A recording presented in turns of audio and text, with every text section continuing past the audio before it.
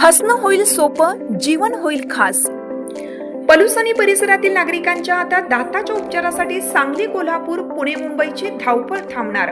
पलूस शहरातील एकमेव अत्याधुनिक दातांचा दवाखाना, जिथे single visit root canal treatment सह दातांच्या सर्व समस्यावर खात्रीशीर उपचार। डॉक्टर प्रणव सचिन सुतार यांचे smile studio multi speciality dental clinic, Bhosale plaza, new ST stand समोर, पलूस। अपॉइंटमेंटसाठी संपर्क 72 72 82 72 27 आणि 87 93 75 16 25।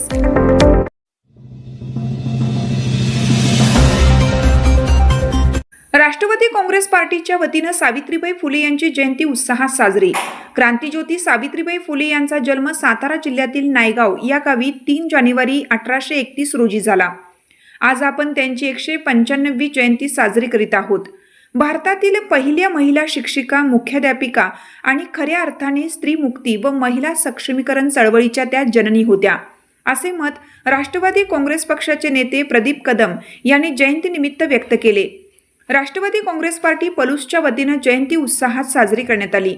यावेळी पद्मश्री डॉक्टर विठ्ठलराव विखे पाटील, कृषी परिषदेचे पश्चिम महाराष्ट्राचे अध्यक्ष संजय शिंदे, तुषार सूर्यवंशी, विजय खरकांडे, विकास कदम, राहुल पाटील, उल्हास पाटील, नंदकुमार निकम, रणजित शिंदे, अभिजित कौलगे, राम चव्हाण, शुभम निकम, सत्यजित पिसाळ, विजय परबत, अर्जुन भंडगे, अभिजित सावंत, सागर मासाळ आदी मान्यवर उपस्थित होते। आज या ठिकाणी आपल्या राष्ट्रवादी काँग्रेस पार्टीच्या पक्ष कार्यालयात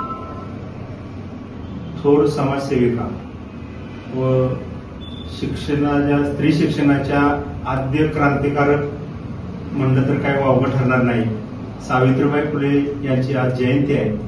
त्या जयंतीनिमित्त आपण सर्वजण एकत्र आलो, जयंती त्यांची साजरी करतोय।